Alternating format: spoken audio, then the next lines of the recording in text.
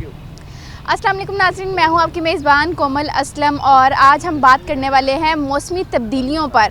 मौसमी तब्दीलियां क्यों आ रही हैं, किस तरह इस पर कंट्रोल किया जा सकता है, रवां साल मौसम कैसा रहेगा, इस पर बात करने के लिए मेरे से चीफ मेट्रोलॉजिस्ट बाबर ज़हीर साहब मौजूद हैं। इनकी तरफ बढ़ते हैं और इनसे जानते हैं, सर बताइएगा मौसम क्यों तब्दील हो रहा है? देखिए, ओवरऑल जो क्लाइमेट चेंज जो है वो एक ग्लोबल फिनोमेना है, जिसमें हम देख रहे हैं कि ओवरऑल ना सिर्फ टेम्परेचर चेंजेस आ रही हैं, प्रेसिपिटेशन चेंजेस आ रही हैं और उसकी वजह से एक्सट्रीम वेदर इवेंट्स जो हैं वो पूरी दुनिया में बढ़ रहे हैं।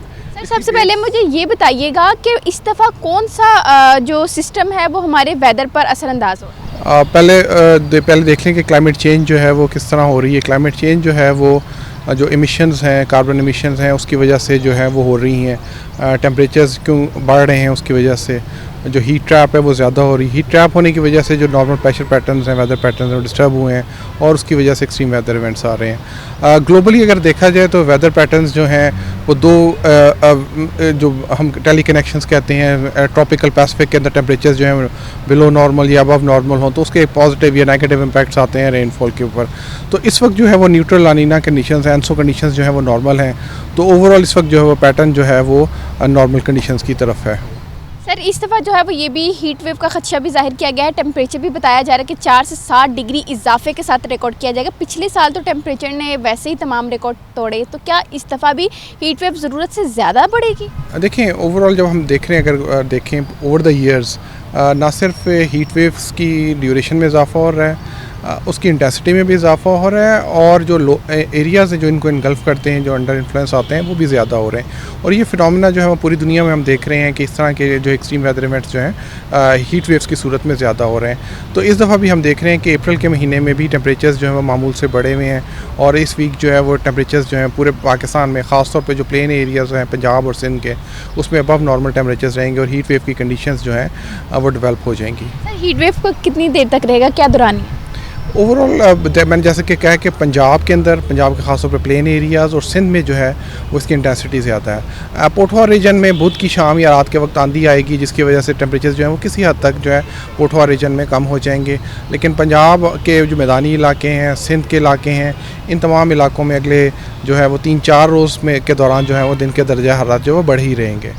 सर ये बताइएगा रवां साल बारिशों का क्या सिस्टम रहेगा, कम होंगी, ज़रूरत से ज़्यादा होंगी? अभी तक तो जो हम देख रहे हैं मार्च और अप्रैल हमारे पास ट्रांजिशन पीरियड्स होते हैं। अप्रैल में है ट्रांजिशन पीरियड है, उसके बाद फिर ग्रेजुअली हम समर सीज़न में दाखिल होंगे। मई का महीना जो है वो समर का होता है, इंटेंस हीट होती है। मिड जून के बाद से फिर मानसून हवाएं जो हैं वो मुल्क में दाखिल होना शुरू हो जाती हैं और फिर जुलाई और अगस्त में हम देखते हैं कि हमारे पास अच्छी मानसून रेनफॉल्स होती हैं, जिसकी वजह से हमारे सारे वाटर रिजर्वायर, सब सरफेस वाटर जो है वो रिचार्ज हो जाता है और फिर उसके बाद सितंबर में जो है वो रिट्रीव होना शुरू होती हैं। तो ओवरऑल ये बताइएगा ओवरऑल किस तरह से हम इन तमाम चीज़ों को बेहतर कर सकते हैं, हमारा वेदर पैटर्न किस तरह से बेहतर हो सकता है या फिर अब हमें इसी तरीके से लेके चलना पड़ेगा? देखिए, जो क्लाइमेट चेंज है वो जैसा कि मैंने पहले कहा है कि वो एक ग्लोबल फिनोमेना है, उसमें हम सबको कंट्रीब्यूट करना है। इसमें 2 तरह से है, ये एक तो हम मिटिगेशन टेक्नोलॉजीज़ यूज़ कर सकते हैं या अडेप्टेशन कर सकते हैं। अडेप्टेशन से मुराद है कि क्लाइमेट चेंज को एक हकीकत जान के उसके मुताबिक अपनी ज़िंदगी को जो है अडॉप्ट करने की कोशिश करें, अपना लाइफस्टाइल उस तरह चेंज करें, अपने क्रॉपिंग पैटर्न उस तरह चेंज करें जिस तरह क्लाइमेट चेंज जो है वो हो रही है।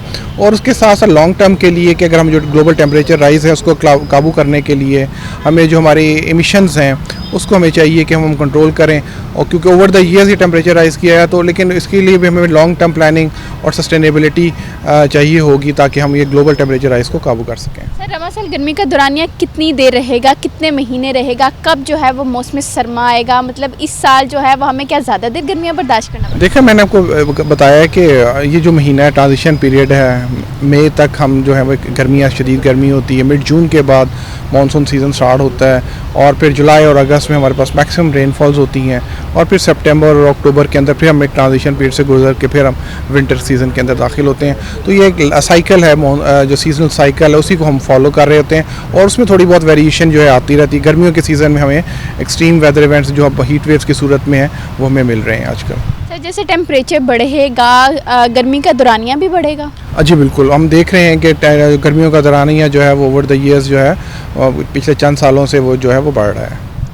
जी बिल्कुल, ये थे चीफ मेट्रोलॉजिस्ट लाहौर और इनकी जानिब से बताया गया है कि वेदर पैटर्न चेंज हो रहे हैं, ट्रांजिशंस आ रही हैं, लेकिन ख़तरे की घंटी भी बजाई गई है कि हीट वेव का ख़तरनाक ख़दशा भी है और एक शदीद लहर जो है वो भी अवामुन्नास के सरों पर मंडला रही है। तो इसके लिए बर वक्त इक़दाम को यकीनी बनाया जाए। उम्मीद करती हूँ आपको ये स्टोरी पसंद आई होगी।